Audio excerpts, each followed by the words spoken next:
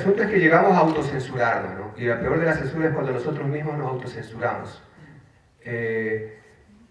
Nos convertimos nosotros en seres alienados de nosotros mismos, creemos que estamos en la farándula, que estamos al día, y consideramos que la vanguardia es la tecnología, que la vanguardia es la novedad. Cuidado que el cine desde su esencia, desde su principio es experimental, ¿no?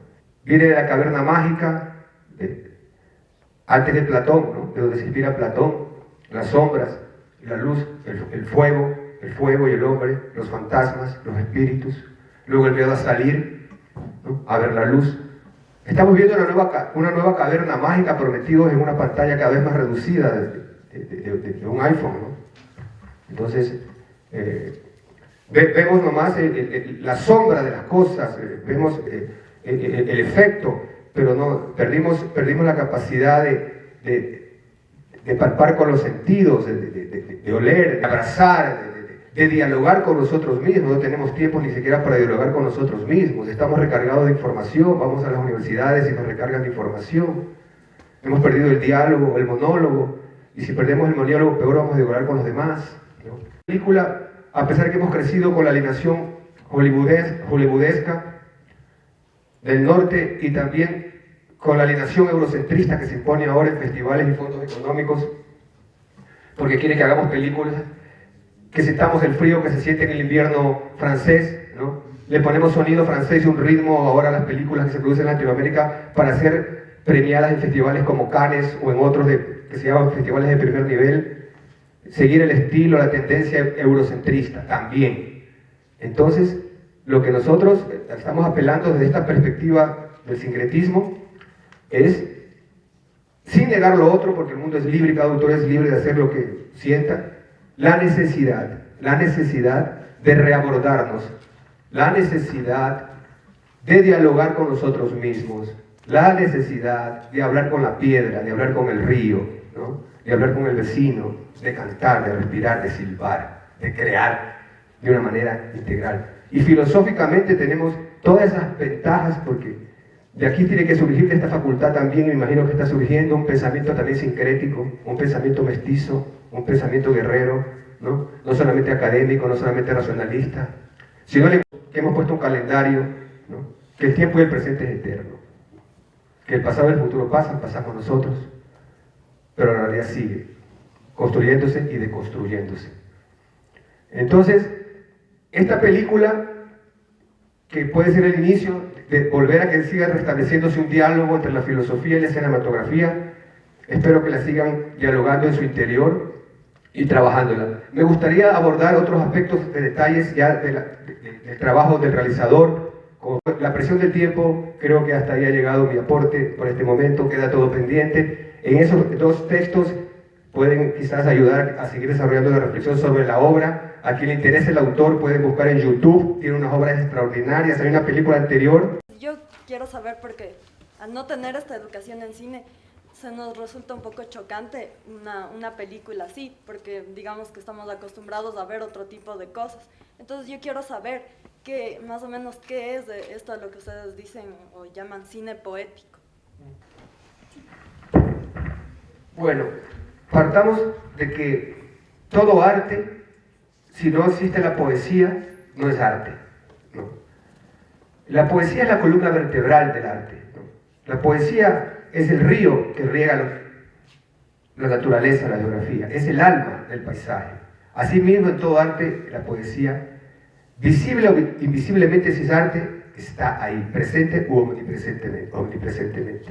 Ahora bien, esta película es un poema visual. ¿Por qué? Porque tanto invisiblemente como visiblemente, ¿no?, profundiza y exterioriza los elementos poéticos, ¿no?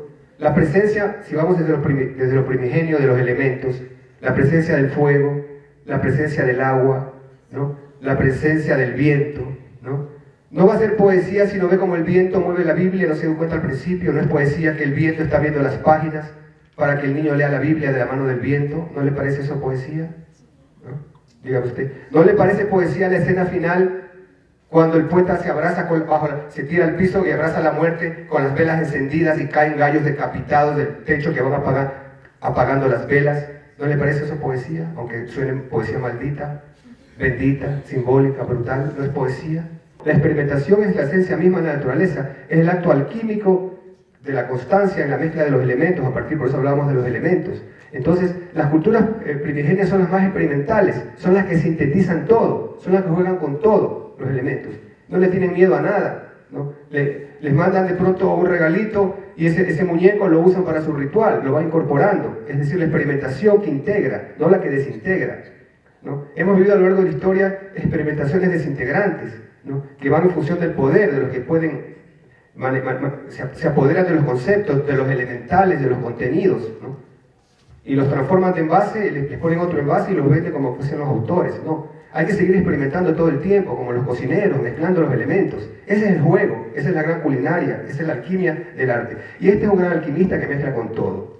Ella habla sobre los tiempos, es correcto. Es una película hecha en 1968. El poeta Sayat Nova es del siglo XVIII, ¿no? Pero ahí están incorporados todos estos elementos del pasado. Ahí están los tiempos, ahí están concentrados los espacios. Ese es como un niño que ha recibido un montón de regalos, de miniaturas y se pone a jugar y arma un collage visual de extraordinario valor poético, simbólico. Dentro de la poesía, la simbología, ¿no? El signo, el significado, el plano semiótico, que permite múltiples lecturas y activa la imaginación. Es un arte liberador, ¿no? Y no hay que tenerle miedo, hay que verlo como un niño y seguirlo viendo.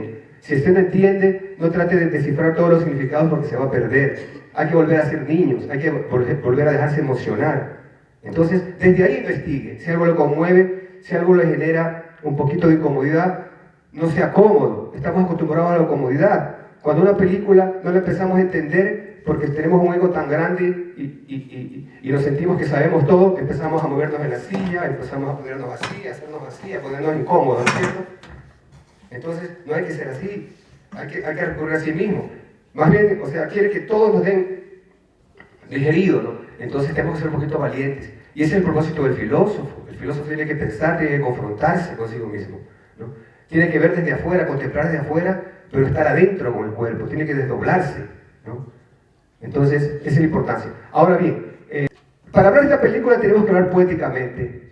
Y es también tener puntos desde lo académico, conceptual, que sí sirven como ciertos ejes para analizar la obra, pero lo interesante es sentir qué es lo que le produce emocionalmente, qué película interior le está creando en su ser, qué melodía le están haciendo. Si no es así, estamos bloqueados.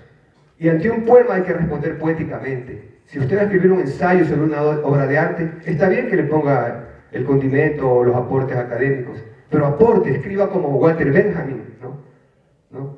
Expláyese, ¿no? Como Steiner, ¿no? Expláyese como Alejandro Moriano, que le gusta la poesía y la lírica aquí como los pensadores ecuatorianos, ¿no? Entonces, si no, ¿para qué sirve, no? Y bueno, esta película, por ejemplo, una lectura poética que yo puedo darla, que yo podría definir esta película, entre las otras definiciones, podría definirla que es una película, es una alfombra que se va tejiendo en las manos de sus personajes. Porque todo el tiempo es así, ¿no? Así el cuerpo. Entonces es una película que se va tejiendo, que se va destejiendo, ¿no? Que rompe los tiempos. Está correcto lo que dice de la edición de la narrativa visual, ¿no? Entramos a lo dialéctico, ¿no? Dos imágenes que se juntan y dan una tercera. La ruptura, podemos percibirla por acá, se rompe la perspectiva, ¿no? Logra un lenguaje inóptico, se está moviendo la mano por acá, por otro lado el péndulo, ¿no? El péndulo es un elemento que se maneja en hipnosis, ¿no? Entonces él sabía sus técnicas, si no las sabía, las intuía para lograr el efecto mágico, la hipnosis. Y no es un ilusionismo, no es la magia a la que estamos acostumbrados del circo, ¿no? Del ilusionismo, que también es una expresión mágica en cuanto puede manipular los sentidos, ¿no? La atención, captar la atención del espectador y llevar la mirada acá mientras le está sacando la mano como ladrón en el bus que le hace y lo abraza por acá y le saca el reloj y no se da cuenta, o le saca la billetera, algo así sucede. Esto no, esto es otro tipo de magia. Es una magia que puede generar la hipnosis si se deja llevar, si no se pone la pared, entre comillas, de intelectual y se autobloquea, si se deja introducir, déjese llevar, ¿no? Y va a ir descubriendo que puede llegar a un trance liberador como espectador, y correcto lo que decía Alfredo, me parece, ¿no? La película que le propone, que ve el director, y la que uno ve, y la que uno desarrolla. Entonces ahí sí entramos en un diálogo constante entre propuesta y entre receptor. Y damos a luz a la tercera, que sería el ser humano, ¿no? Que sigue dialogando con la vida y se prepara para dialogar con otras realidades también. Eso en cuanto a que hay negros, que hay blancos, colores contrastados, al mismo tiempo hay ocres intermedios, ¿no? Como el rojo está ahí, el erotismo, está el sacrificio, está la sangre, está la granada, ¿no? Por otro lado está el blanco, la pureza. Por otro lado está el negro como un fondo, ¿no? Como el misterio, como lo oculto. La muerte no está tan negra, la muerte está encabritada, ¿no? Es un encuentro con la naturaleza, son niños ángeles que se llevan al anciano, ¿no? que se llevan, las tumbas se mueven, ¿no? Es decir, hay un sincretismo no solamente del hombre, sino de la naturaleza integral, ¿no? Una fusión, un estado de constante simbiosis, de simultaneidad, ¿no? En el arte, hablemos de la experimentación. Antes se veía la experimentación, se veía como un grupito de experimentalistas, de loquitos que experimentaban con el cine, ¿no? Ahora estamos hablando de tanta información y tenemos más materia prima, más material para trabajar. Es decir, ese momento de lo sincrético, ¿no? De la integración, del mestizaje, no solamente racial, ¿no? Tenemos que seguir siendo guerreros, pero a través ya no de los machetazos. Y si alguna vez toca darse un machetazo, habrá que dárselo, del bombazo, pero sobre todo aprendiendo de esa experiencia violenta y que nos ha llevado hasta donde estamos, ya tenemos elementos para trabajar una nueva alquimia, ¿no? Tenemos elementos a través del arte, lo que compone el arte, como este creador, ¿no? Entonces, no digo tomarlo como ejemplo, sino como una motivación para trabajar con nosotros mismos.